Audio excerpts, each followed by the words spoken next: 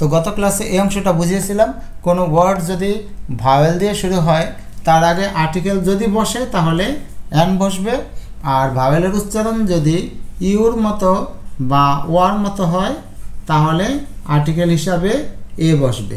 যেহেতু এটা উচ্চারণ হয়েছে ইউনিভার্সিটি ইউর মতো, এই ধরনের কিছু ওয়ার্ড আছে যেগুলো কনসোনেন্ট দিয়ে শুরু কিন্তু এর সাউন্ড কিন্তু ভাওয়েলের মতো। যেমন এই শব্দটা দেখো, হনেস্ট না অনেস্ট, ভাওয়েলের মতো সাউন্ড। তো ভাওয়েলের মতো সাউন্ড হলে তো কনসোনেন্ট থাকা সত্ত্বেও এটা এন বসবে। অনারেবল, যেহেতু এখানকার উচ্চারণ অনারেবল হয়েছে অর্থাৎ হনারেবল হয় নাই, এই কারণে এখানে দিতে হবে এন। এইসের উচ্চারণ কিন্তু হেয়ারের মতো হয় নাই, এয়ারের মতো হয়েছে অর্থাৎ ভাওয়েলের মতো সাউন্ড হয়েছে, এই কারণে এখানে কনসোনেন্ট থাকা সত্ত্বেও এন লিখতে হবে। এটার উচ্চারণ দেখো আওয়ার, এই কারণে এখানে এন বসবে।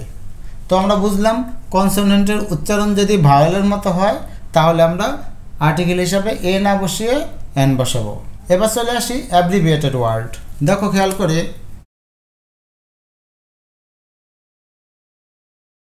এই ধরনের অ্যাব্রিভিয়েটেড ওয়ার্ড যদি থাকে তাহলে তার আগে যদি আর্টিকেল বসাতে হয় তাহলে কি বসাবো, এটার একটা সহজ নিয়ম আছে।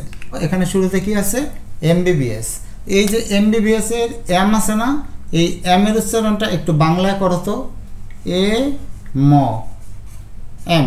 এখন এই যে প্রথম এ আছে, এই এটাকে তুমি এইভাবে ভাওয়েলের মতো সাউন্ড করো, উচ্চারণটা করো। তাহলে প্রথম অক্ষরটার উচ্চারণ যদি ভাওয়েলের মতো হয় তাহলে এই ধরনের অ্যাব্রিভিয়েটেড যে ওয়ার্ডগুলো আছে এখানে এন বসবে। এইচটাকে যদি আমি বাংলায় লিখি তাহলে দেখতে এমন হবে, এবং প্রথম যে লেটারটা আছে এটার উচ্চারণ এ মানে ভাওয়েলের মতো। তো ভাওয়েলের মতো উচ্চারণ হলেই সেখানে এন বসাতে হবে। তো এখানে বাকি দুইটা একই রকম।